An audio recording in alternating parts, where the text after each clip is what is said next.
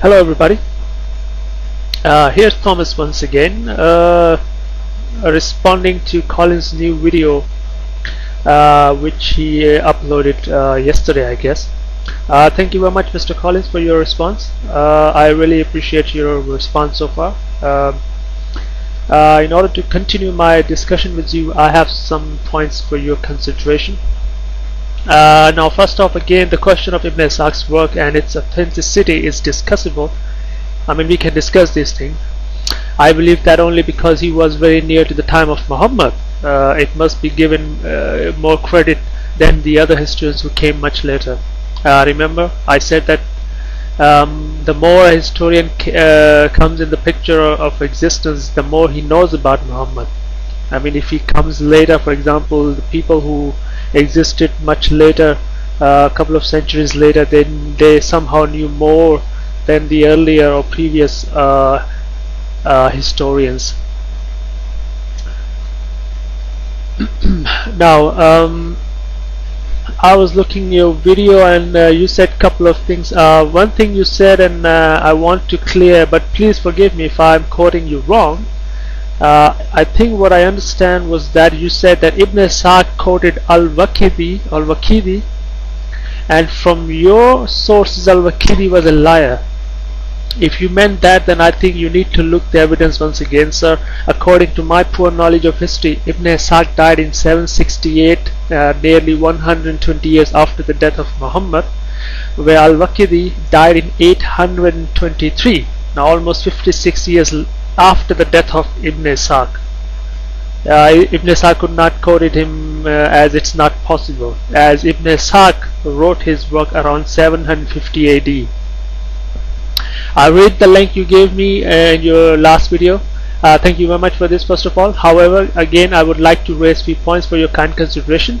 Suppose you are right, and we accept for a second that hadiths were written down from the very early stages of Islam. Somebody wrote them on some sort of material, right? You mentioned one name, Uthman Ufan, as a trustworthy man who wrote the tradition of Muhammad. I am also supposing that his work was handed over generation after generation till it's reached to let's say to Imam Bukhari. Now, did Imam Bukhari mention this? He is using Uthman material for his own work. If you kindly provide some information on it, it will be highly appreciated. And where is the manuscript evidence concerning the earliest hadiths? Like I said, that if these so-called early narrators wrote the material down, where is it today? I can understand that people can argue that it's been a long time since they were written down, but don't you claim that Quran is being revealed even earlier than it's still there, and it's still there? Books like Ibn Hisham or other historians are there, so it makes a valid question, where are these manuscripts evidence? One more important point, that the hadith collectors who worked earlier than Imam Bukhari or Muslims were mysteriously unaware of the work done much later by Imam Bukhari. Supposing Imam Bukhari had physical contact with the earliest manuscripts of these early hadith collectors, if indeed he had this opportunity, then why the earlier Imams missed the great opportunity, and why their accounts are different? As a matter of fact, all the hadith collections has the same problem. They are different with each other, making absolutely difficult for someone to believe on either one of them objectively. If one story is narrated in Imam Bukhari but not in Imam Malik's collection, or vice versa, then suspicions do arise that something is wrong here. It's purely objective approach and nothing against hadiths themselves. Going further on the same point, how can we be sure that stories were not erroneously inserted into the traditions, or that existing stories did not undergo any editing? After all, if someone can create a tradition, what would prevent them from creating a chain of narration? It is interesting to note that the Bukhari wrote a book about the narrators. I think the book name was Zawfa Saghir.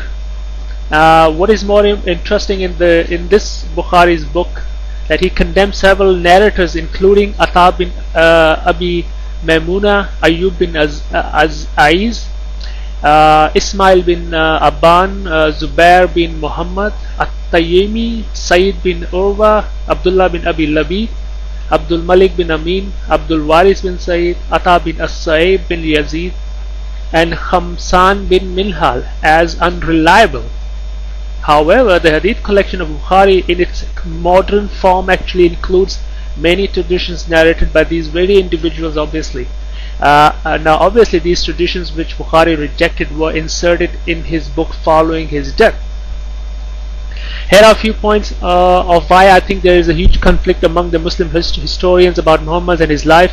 The point is simple. It's the logical conclusion which I think I have. Right after the death of Muhammad, people start making stories about him. It's not unusual. First people were interested in his character more like a supreme being rather than a normal simple Arab from 7th CE. The fact is that there are very few physical evidence of existence of Muhammad as a historical figure. The most of the so-called history which is available is from Muslims themselves.